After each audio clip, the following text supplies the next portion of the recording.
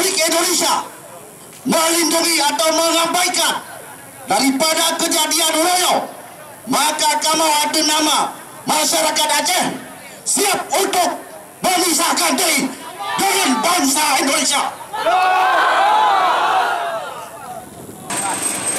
Kami masyarakat Aceh menyatakan sikap yang pertama, mendesak Presiden Jokowi untuk memerintahkan Kapolri agar segera menangkap Ahok paling lambat 2 kali 24 jam.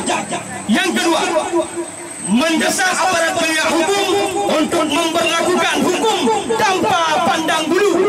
Yang ketiga, kami masyarakat Aceh menyatakan mendesak pemerintah RI agar tidak menjadi budak asing dan asing. Selanjutnya, bila pemerintah RI tidak menghukum Ahok, maka bangsa Aceh tidak akan setia lagi kepada NKRI dan kami akan tuntut kembali kemerdekaan Aceh agar kami tidak termasuk di bawah negeri penghina Islam. Benar. Takbir, Allahu Akbar. Yang kelima, bila hukum tidak ditegakkan terhadap Ahok dan penista agama lainnya, maka kami bangsa Aceh akan ajak umat Islam untuk berjihad melawan pemerintah yang membela penista agama. Itulah sikap kami. Allahu Akbar.